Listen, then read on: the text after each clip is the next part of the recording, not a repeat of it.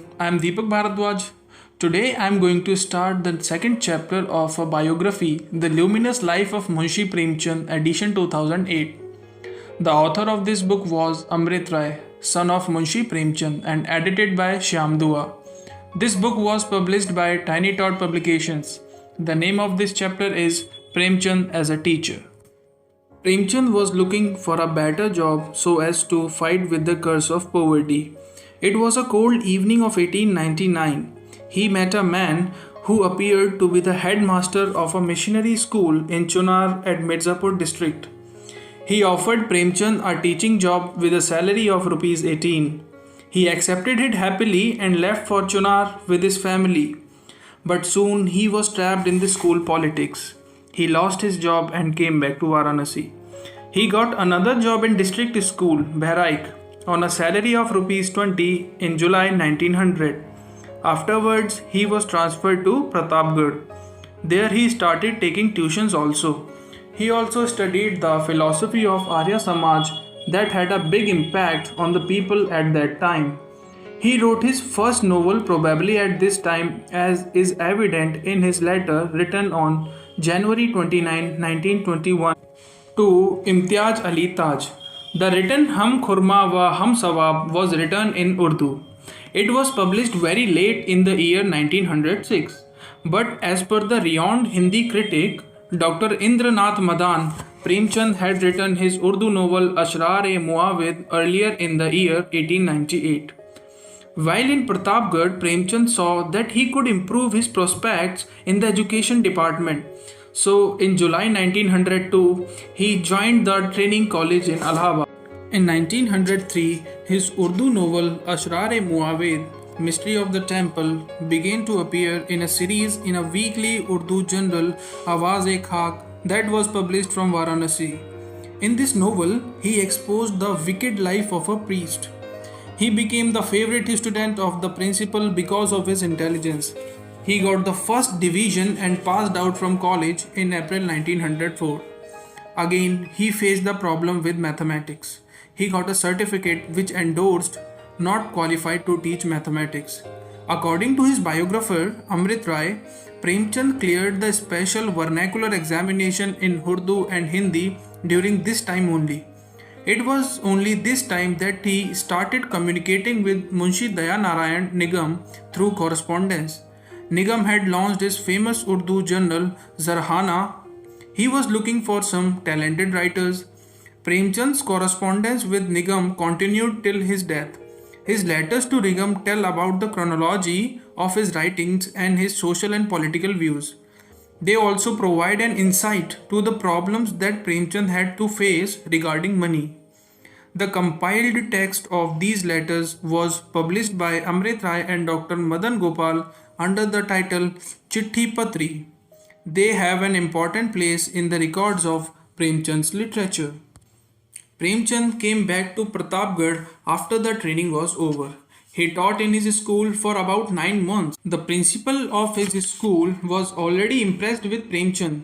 He appointed him as the headmaster of modern school that was attached to the training college in Allahabad. Premchand was just 25 years old then. The appointment was based on merit and not on experience. Then in May 1905, he was transferred to the district school of Kanpur. He was getting a salary of rupees 25 per month. He stayed in Kanpur from May 1905 to June 1909. That was the period when his writing's career began taking shape. In Kanpur, he got associated with not only Zamana and its editor, Munshi Dayanarayan Nigam, but also with the many efficient celebrities like Nawatrai Nazar, Durga Sahai Sarur, Pyare Lal Shakir, etc. On the personal front, his relatives were continuously insisting him to marry again. At that time, he was a handsome youth of 25 years of age. On the other hand, Premchand was not looking for a beautiful girl for his second marriage. He had resolved to marry a widow. So in 1906, he married a child widow from Salimpur in district Fatehpur in the then United Provinces. He was not looking for a pretty girl. Instead, he wanted an intellectual girl. Premchand found his second wife Shivrani Devi. intellectual as well as understanding. She was a very talented writer.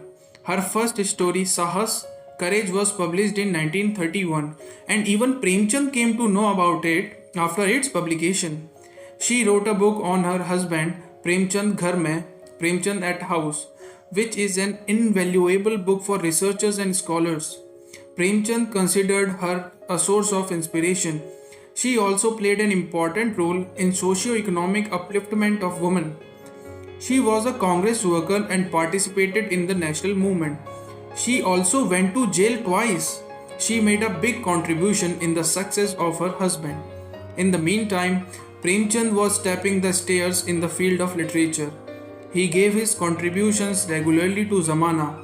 He also wrote the famous column Raftar-e-Zamana. He did a thorough study of the various movements pioneered by Gandhi, Tilak and Gokhale. At first, he was impressed with Gokhale, so he wrote an article on him, which was published in the issue of Zamana in 1905. He was also influenced with the political ideas of Tilak. He found an amalgamation of both Tilak and Gokhale in Gandhi. He did a study on the lives of patriotists abroad and their sacrifices to free their countries from foreign power. Then, in the year 1907, Premchand wrote his first story, Duniya ke sabse anmol ratan, the first precious possession of the world, that published in the same year in Zamana. In 1906, when Premchand was in Kanpur, he published his second novel, Hum Khurma wa Hum Sawab, the best of the two worlds. The book was published by Indian Press, Allahabad. The price of the book was 10 annas. The 1906 issue of Zamana advertised this book. It was having a subtitle of Do Sakhiyon Ka Vivaah. It carried the writer's name as Babu Nawab Rai, which was the Premchand's pen name at that time. Then in the year 1907, the Hindi version of this book appeared under the name Prema. In this novel, he wrote about the issue of widow remarriage. He repeated the theme in many of his novels written. In Prema, he showed the pathetic conditions of widows who were deprived of all the comforts of life by the so-called saviors of customs. Medical Hall Press published his next novel, Krishna, probably in the year 1907. His next Urdu novel, Ruthi Rani, The Angry Queen, appeared in the same year.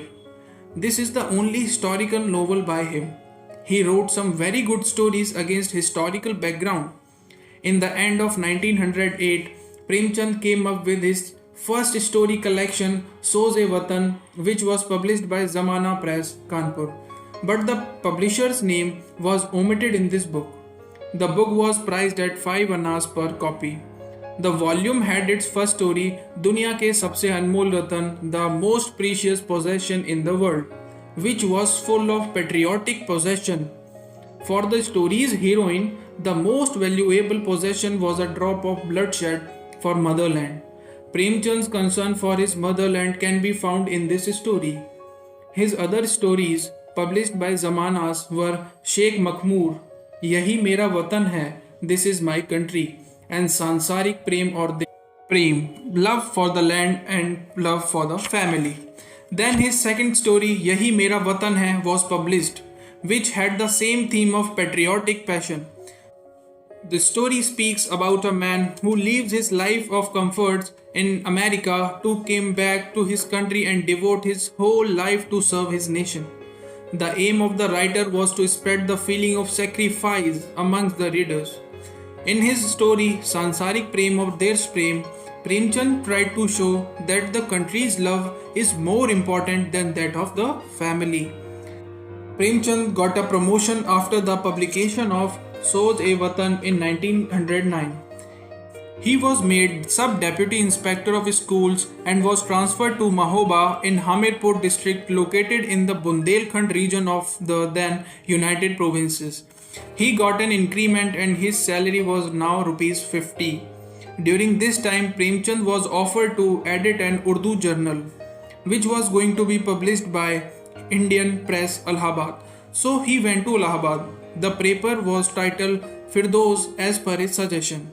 After some time, he withdrew himself and headed for Mahoba to take up the new assignment.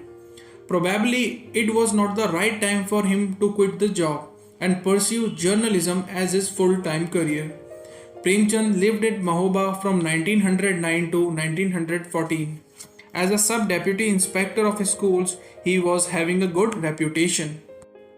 Here our second chapter ends, and in next video we will start our third chapter.